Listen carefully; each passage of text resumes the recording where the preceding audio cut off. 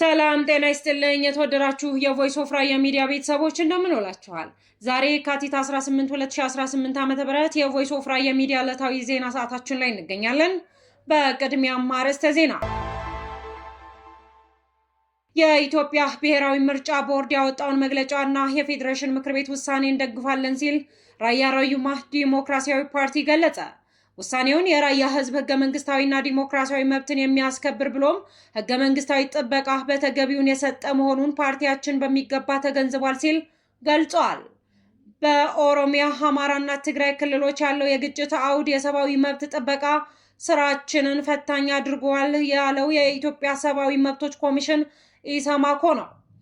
የመከላከያ ሰራዊት በባህር ዳር ዙሪያ ጽንፈኛ ሲል በጠራቸው የፋኖ ታጣቂዎች ላይ ድንገተኛ ጥቃት ማድረሱንም ተናግሯል። የመንግስታቱ ድርጅት ጀነራል ዳጋሎን ጨምሮ በሱዳን ፈጥኖ ደራሽ ኃይል መሪዎች ላይ ማዕቀብ ጣለ። እነዚህንና ሌሎች ዜናዎች ይዘናል፣ እንድትከታተሉንም በአክብሮት እንጋብዛለን። የኢትዮጵያ ብሔራዊ ምርጫ ቦርድ ያወጣውን መግለጫና የፌዴሬሽን ምክር ቤት ውሳኔ እንደግፋለን ሲል ራያ ራዩማ ዲሞክራሲያዊ ፓርቲ ገለጸ።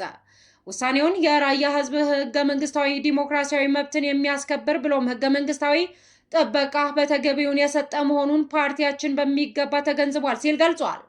የፌዴሬሽን ምክር ቤት ውሳኔን መሰረት አድርጎ የኢትዮጵያ ብሔራዊ ምርጫ ቦርድ የካቲት 16 2018 ዓ.ም ያወጣውን መግለጫ የፓርቲያችን ራዴፓ ስራ አስፈጻሚ በሚገባ ገምግሞታል ያለው ፓርቲው የፌዴሬሽን ምክር ቤት ውሳኔም ሆነ የብሔራዊ ምርጫ ቦርድ ለውሳኔው አተገባበር የወሰደውን እርምጃ ፓርቲያችን ራዴፓ በሚገባ ይደግፋል። ስለዚህ ቁርጠኛ ውሳኔም ታላቅ አክብሮትና ምስጋናም ይገልጻል ሲል በመግለጫው አሳውቋል። ውሳኔው የራያ ህዝብ ህገ መንግስታዊና ዲሞክራሲያዊ መብትን የሚያስከብር ብሎም ህገ መንግስታዊ ጥበቃ በተገቢውን የሰጠ መሆኑን ፓርቲያችን በሚገባ ተገንዝቦታል ያለ ሲሆን ይህ ውሳኔ ዜጎች ከመምረጥና መመረጥ መብታቸው እንዳይገለሉ የሚያደርግ መሆኑን እንዲሁም የግጭት ውጥረትን በመቀነስ ኢትዮጵያን በተገቢ ህገ መንግስት ጎዳና ላይ ሊያቆየት የሚችል ብስለት የተሞላበት ውሳኔ እንደሆነ ራዴፓ ይገነዘባል ብሏል። ፓርቲያችን በህገ መንግስቱ መሰረታዊ መርሆች ላይ ተመስርቶ የብሔር ብሔረሰቦችና ህዝቦች መብቶች በዲሞክራሲያዊ ውክልናና ተሳትፎ መረጋገጥ እንዳለበት የሚደነግገውን የኢፌዴሪ ህገ መንግስት አንቀጽ 8 ንዑስ አንቀጽ 1(3) አበክሮ ያምናል ያለው በመግለጫው የራዴፓ አቋም ግልጽና መርህ ተኮር አቋም ስለሆነ በሀገራችን ህገ መንግስታዊ መርሆች ይመራል። ሉዓላዊነት፣ ብሔሮችና ብሔረሰቦች ህዝቦች ይገኛል። በዲሞክራሲያዊ ውክልናና በቀጥተኛ ተሳትፎ ይተገበራል። የኢፌዴሪ ህገ መንግስት አንቀጽ 8(1)(3) በተጨማሪም የፌዴሬሽኑ ምክር ቤት ህገ መንግስቱን ለመተርጎምና በክልሎች መካከል ግጭቶችን ለመፍታት ስልጣን እንዳለው የኢትዮጵያ ህገ መንግስት አንቀጽ 62 ንዑስ አንቀጽ 1 እና አንቀጽ 62 ንዑስ አንቀጽ 6 ስለሚደነግገው የሚወሰነው ውሳኔም ይህንኑ መሰረት አድርጎ በመሆኑ ተገቢነት ያለው ውሳኔ ነው ብሎ ራዴፓ ድጋፉን ይገልጻል በማለት አመላክቷል።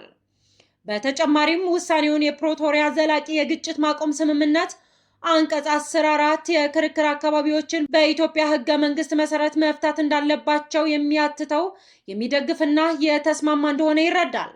ስለሆነም በስምረት ፓርቲ ህጋዊ ሰውነት በሌለው የህወሓት ወይም ቲፒኤልኤፍ ፓርቲና በሌሎች ተፎካካሪ ፓርቲዎችና ማህበራት ውሳኔውን ተቃውመው የሚያወጧቸውን መግለጫዎች፣ ጸባጫሪ ዛቻዎች ተገቢነት የሌላቸው ብሎም ከጨቋኝና አህዳዊ አስተሳሰብ የመነጨ በመሆናቸው ይህ ጨቋኝና ኢዲሞክራሲያዊ አካሄዳቸውን ፓርቲያችን ራዴፓ በጽኑ ያወግዛል፣ ተገቢነት የሌለው ተራ ጩኸት መሆኑንም ያምናል በማለት አመላክቷል። ፓርቲያችን ራዴፓ በጽኑ እንዲያተኮር የሚሻው ጉዳይ በተደጋጋሚ ጊዜ በፌዴሬሽን ምክር ቤትም ሆነ በኢፌዴሪ መንግስት የሁለቱም ክልሎች የይገባኛል ጥያቄ ያላቸውን የግጭት ቦታዎች አወዛጋቢ ቦታዎች እየተባለ የሚገለጸው አገላለጽና ስያሜ ፓርቲያችንም ሆነ የራያ ህዝብ ፈጽሞ አይቀበለውም ያለ ሲሆን ምክንያቱም ደግሞ ዋናው የጉዳዩ ባለቤት የሆነው የራያ ህዝብ ፍላጎት የሚያንጸባርቅና ያላካተተ በመሆኑ ግዛትን ለማስፋፋት የሚፈልጉና የህዝቡን ህልውና አደጋ ላይ የጣሉና የሚጥሉ ክልላዊ መንግስታትና ኤሊቶች ጉዳይ ብቻ ተደርጎ እንዲታይ የሚደረግ የተሳሳተ አገላለጽና አመለካከት መሆኑ ነው። ስለሆነም በምርጫው ዙሪያ የተሰጠው ውሳኔ ተገቢና ትክክለኛ መሆኑን ፓርቲያችን ቢያምንም በውሳኔው መግለጫ ላይ በትግራይና በአማራ ክልል መንግስታት መካከል አከራካሪ ሆነው የቆዩት በአካባቢዎቹ የተነሳው የይገባኛል ጥያቄ ተብለው የቀረቡ አገላለጾች ተገቢ ናቸው ብሎ አያምንም፣ ለወደፊቱም እንዲታረሙ ያሳስባል ያለው ራዴፓ የራያ ህዝብ ለበርካታ ትውልዶች ሲታገልለትና ሲጠይቀው የመጣውን የማንነትና ራስን በራስ የማስተዳደር ጥያቄ ተራ የወሰን ይገባኛል ጥያቄ ተደርጎ መወሰድ የለበትም። በመሆኑም መንግስትም ሆነ ህጋዊ ተቋማት የራያ ህዝብ የማንነትን ራስ በራስ የማስተዳደር ጥያቄ እንዲያርሙት ራዴፓ በክሮ ያስገነዝባል በማለት ከዚህ ጋር ተያይዞ ፓርቲያችን በፌዴራል መንግስት ማሳወቅ የሚፈልገው ጉዳይ ቢኖር የራያ ህዝብ ፓርቲያችን ራዴፓ የማንነትና ራስን በራስ የማስተዳደር ጥያቄ ከዚህ ቀደም በተደጋጋሚ ጊዜ ለፌዴሬሽን ምክር ቤት ያስገባው ጥያቄ ሁሉንም የራያ ወረዳዎች ከአላ እስከ ኤቦ አምባላጀን ጨምሮ እንደሆነ እንዲታወቅና እነዚህ ወረዳዎች የህዝብ ውሳኔ አካል እንዲሆኑ ራዴፓ በአጽንኦት ይጠይቃል። ይህ ከሆነ በተለያዩ ክልሎች ተከፋፍሎ የተበተነው የራያ ራዩማ ህዝብ ወደ አንድነቱ ይመለሳል። ባለው ደማቅ ባህልና ሀገር በቀል እውቀት ኢትዮጵያ ሀገራችንን ያደምቃል። ለአካባቢው ሰላምና ጸጥታ የበኩሉን ድርሻ ይበልጥ ያበረክታል። በመሆኑም የፌዴራል መንግስት ጥበቃና መብት የማስከበር ሂደቱ በተያዘው መንገድ ተጠናክሮ እንዲቀጥል ፓርቲያችን ራዴፓ አበክሮ ይጠይቃል ያለ ሲሆን እንዲሁም በዋናነት ፓርቲያችን ራዴፓ የሚከተሉትን ወሳኝና አንገብጋቢ ጥያቄዎችን ለህዝባችን እንዲመለሱለት ይጠይቃል በመግለጫው ያስቀመጠ ሲሆን አንደኛ፣ ነፃና ገለልተኛ የሆነ ሁሉንም የራያ አካባቢዎች ከአላ እስከ ኤቦ ያካተተ ዲሞክራሲያዊ ምክክርና ህዝበ ውሳኔ እንዲደረግ። ሁለተኛ፣ በተደጋጋሚ በሚፈራረቅ የሁለቱም ክልል ህገወጥ ታጣቂ ኃይሎች በሚያደርሱባቸው አደጋና ስጋት ምክንያት የተፈናቀሉ ዜጎች ደህንነታቸው ተጠብቆ ወደ ትውልድ ቀያቸው እንዲመለሱ። ሶስተኛው፣ የወገኖቻችን ሰብአዊና ዲሞክራሲያዊ መብቶች ጥበቃ እንዲኖር። አራተኛው፣ የፌዴራል መንግስት የራያ አካባቢ የመንግስት በጀትና መሰረተ ልማት ተጠቃሚ እንዲሆን እንዲያደርግ። ራዴፓ ሰላማዊ ትግል፣ ዲሞክራሲያዊ ውይይትና ህጋዊ ፖለቲካዊ ተሳትፎ እንዲኖር የሚሻ ተራማጅ ፓርቲ በመሆኑ ከመንግስት ተቋማት ከሲቪል ማህበረሰብና ከዓለም አቀፍ አጋሮች ጋር በመስራት ፍትሃዊና ዘላቂ መፍትሄ ለማምጣት በቁርጠኝነት ይሰራል ብለዋል።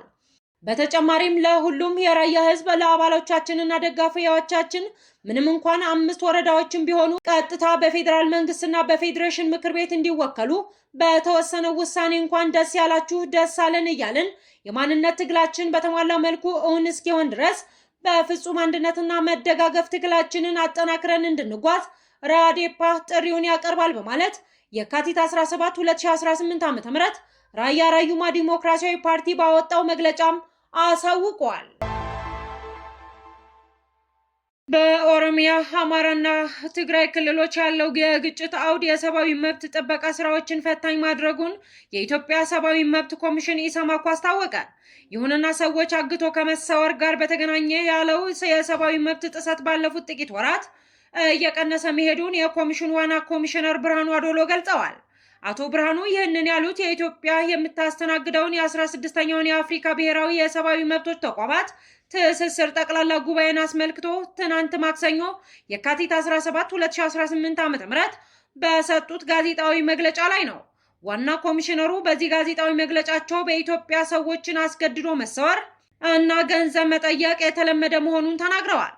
በአሁኑ ወቅት ግን ሰውን የሆነ ቦታ አግቶ አስቀምጦ ይህንን ያህል ብር አምጣ ማለት መቀነሱን ገልጸው ይህ ተግባር የቀነሰው ኢሰማኮ በግጭት አውድ ውስጥ እና ከግጭት አውድ ውጭ ባሉ አካባቢዎች ያደረገውን የሰብአዊ መብት ክትትልና ምርመራ ግኝቱን ይፋ ካደረገው ካለፈው ጥቅምት ወር ወዲህ እንደሆነም አቶ ብርሃኑ አስረድተዋል።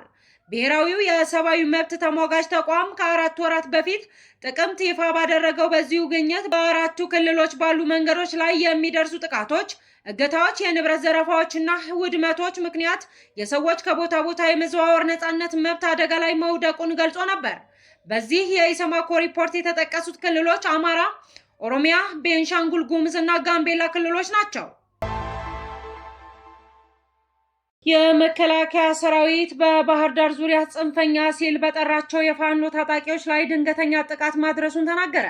የመከላከያ ሰራዊት በባህር ዳር ዙሪያ ጽንፈኛ ሲል በጠራቸው የፋኖ ታጣቂዎች ላይ ድንገተኛ ጥቃት ማድረሱን ተናግረዋል። በርካታ ጦር መሳሪያዎችንም ማርኪያለሁ ብለዋል። በሰሜን ጎጃም ዞን ባህር ዳር ዙሪያ ወረዳ ውጊያ መደረጉን የምስራቅ እዝ አስታውቋል። በዚህ ውጊያ የተለያዩ የጦር መሳሪያዎችን እንደማረኩ እዙ የገለጸ ሲሆን የምስራቅ እዝ አንድ ሬጅመንት አደረኩት ባለው ስምሪት ጠላት ሲል የጠራውን ቡድን ላይ ሰብአዊና ቁሳዊ ኪሳራ ማድረስ ችያለው ሲል መግለጫ አሰራጭቷል። በዚህ አካባቢ በተደረገው ፈጣን ኦፕሬሽን 2 መትረየስ ከነተተኳሹ 6 የኤርፔጅ ላውንቸር ቅንቡላ ከ29 አቀጣጣይ ሸኝ ባሩድ ጋር 6 AKM ክላሽ 2 የቃታ መሳሪያ ተማርኳል ብሏል ሰራዊቱ። በዚህ ኦፕሬሽን ወታደራዊ ሳይንስና ጥበብን ታጥቂያለሁ ያለው እዙ ጽንፈኛ ባለው ቡድን ላይ ድንገተኛ ጥቃት ማድረስ መቻሉንም ተናግሯል። መግለጫው አክሎም የህግ ማስከበር እርምጃው ቀጥሏል ያለ ሲሆን እንደ ዘበት 3 ዓመታትን የተሻገረው የክልሉ ግጭት አስከፊ ሰብአዊ እና ቁሳዊ ኪሳራ በማህበረሰቡ ዘንድ ላይ እያስከተለ ይገኛል ብለዋል። የመንግስታቱ ድርጅት ጀነራል ዳገሎን ጨምሮ በሱዳን ፈጥኖ ደራሽ ኃይል መሪዎች ላይ ማዕቀብ ተጣለ። የሱዳን ፈጥኖ ደራሽ ኃይል መሪ መሐመድ ሐምዳን ዳገሎን በሱዳን ላለፉት 3 ዓመታት በዘለቀው አስከፊ የእርስ በርስ ጦርነት ውስጥ የተለያዩ ጥቃቶችን በመፈጸም ተወንጅለዋል። የመንግስታቱ ድርጅት የጸጥታው ምክር ቤት መሐመድ ሐምዳን ዳገሎን ጨምሮ 4 የሱዳን ፈጥኖ ደራሽ መሪዎች ላይ አዲስ ማዕቀብ ጣለ። የመንግስታቱ ድርጅት ማዕቀቡን የጣለው ወታደራዊ መሪዎች በኤል ፋሸር በፈጸሙት ወንጀል ነው ተብሏል። የፈጥኖ ደራሽ ኃይሉ ኤል ፋሸር የተቆጣጠረው በጥቅምት ወር ሲሆን በከተማዋ የተፈጸመው ለ3 ዓመት ያህል በተካሄደው የሱዳን እርስ በርስ ጦርነት ውስጥ ከታየው ሁሉ አስከፊው ነበር ተብሏል። ባለፈው ሳምንት የተባበሩት መንግስታት እውነታ አፈላላጊ ቡድን በከተማ የተፈጸመው የዘር ማጥፋት እርምጃ ለማካሄድ አስረጅ ነው ብሏል። በኤል ፋሸር የጅምላ ግድያን ጨምሮ ማንነት ተኮር ግድያ ማካሄዳቸውን በመጥቀስ ሐምዳን ዳገሎን ጨምሮ 4 የፈጥኖ ደራሽ አባላት ማዕቀብ ተጥሎባቸዋል። ከጋዶሎን በተጨማሪ የኤል ፋሸር ነፍስ በላ የሚል ቅጽል ስም የሚታወቀው አቡሉሉ ማዕቀብ ከተጣለባቸው መካከል ይገኛል። ጀነራል ዳገሎ ማዕቀብ ሲጣልባቸው ይህ ለ4ኛ ጊዜ ነው። ከዚህ ቀደም አሜሪካ፣ ዩናይትድ ኪንግደም እንዲሁም የአውሮፓ ህብረት ማዕቀብ ጥሎባቸው ከዚህ በተጨማሪ አሜሪካና ብሪታንያ በ3 አዛዦች ላይ ማዕቀብ ጥለዋል። የተወደዳችሁ የቮይስ ኦፍ ራያ ሚዲያ ቤተሰቦች የዛሬውን የካቲት 18 2018 ዓ.ም የቮይስ ኦፍ ራያ ሚዲያ የዜና ጥንቅራችን ይህንን ይመስል ነበር። ስለተከታተላችሁን እጅግ አድርገን እናመሰግናለን። ሰላም።